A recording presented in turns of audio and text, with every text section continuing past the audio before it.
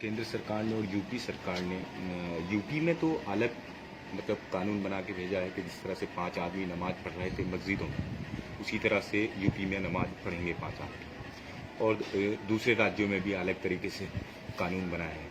ऐसा क्यों? जब गवर्नमेंट ने ये इख्तियार सूबों को दिया है तो वो अपने अपने हालात को देखते हुए इजाज़त दे सकते हैं। तो सूबों ने मुख्तलिफ अंदाज में इबादतगाहों को खोलने के लिए इजाज़त दी है।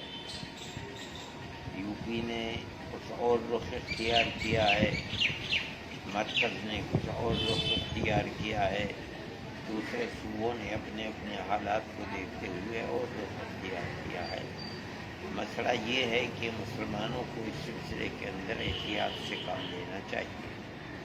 जमीयत उलमा हिंद की राय ये है कि हेल्थ मिनिस्ट्री ने जिस सूबे के अंदर इजाज़त देने के लिए जो शराइत रखी हैं, उन शराइत को मलहूज़ रख कर के इबादतगाहों को खोलें।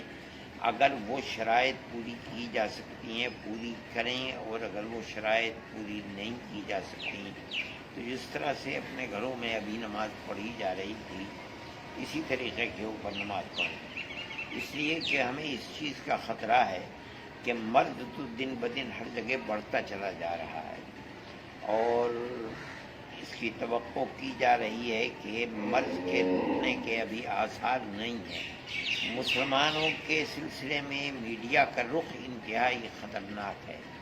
वो किसी भी जगह ज़रा भी कसर नहीं छोड़ते मुसलमानों के सर पर रख कर ठीकरा फोड़ने में, चाहे वो केरला के अंदर हथनी का मसला हो या वो दूसरी जगहों के ऊपर गाय के नर की पीठ के ऊपर पिज़्ज़ा फेंकने का मसला हो, या किसी ऐसी गाय जिसके पेट में बच्चा था उसके मुंह को उड़ा देने का मसला हो। ये तो अजीब इत्तेफाक है कि तमाम के तमाम केस साबित हुए कि मुसलमानों ने ये नहीं किए हैं, वरना मुसलमानों के सर पर ठिकरा फोड़ने में उन्होंने कोई कसर नहीं छोड़ी थी। अगर खुदा न ख्वास्ता गाइडलाइन जो दी है हेल्थ मिनिस्ट्री ने किसी भी सूबे के अंदर, उसके ख़िलाफ़ अगर कोई काम किया गया तो इसका ख़तरा है कि ये मीडिया फिर ये ठीकरा सर के ऊपर फोड़ने लगेगा।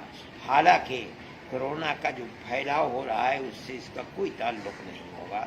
जिस तरह तबलीगी जमात के मसले पर हुआ है इसी तरीके पर यह आगे बढ़ कर के भी किया जा सकता है। इसलिए मुसलमान को कदम कदम के ऊपर सोच कर अपने रुख को इख्तियार करना चाहिए। कोई ऐसी चीज़ न हो कि हमारी ज़रा सी बद एहतियाती की बुनियाद के ऊपर मसला संगीन हो जाए और फिर वही रुख इख्तियार कर ले जो आज से 1.5-2 महीने पहले कर लिया। इसलिए खूब सोच समझ कर अपने अमल को सामने रखना चाहिए।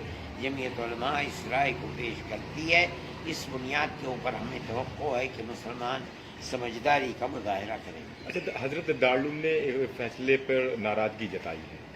नहीं, दारुल ने कोई नाराज़गी नहीं। मतलब ये है कि जो रुख इख्तियार किया गया है कि यूपी के अंदर के 5 आदमियों से ज़्यादा नहीं होंगे, होना ये चाहिए था हमारी समझ में कि आदमियों की कैद न होती बल्कि दूरी को इख्तियार किया जाता है। ये शर्त लगाई जाती कि 5 नहीं 50 आदमी भी पढ़ सकते हैं, लेकिन इस कैद के साथ कि हर 2 आदमियों के दरमियान में 2 गज का फासला हो, इस तरीके पर नमाज़ें पढ़ें। या एक और भी चीज़ हो सकती है कि एक मस्जिद के अंदर कई बार जमात हो जाए, अगरचे 5-5 ही आदमी हो सकता है, लेकिन 2 मरतबा 3 मरतबा 4 मरतबा 5 मरतबा जमात हो जाए।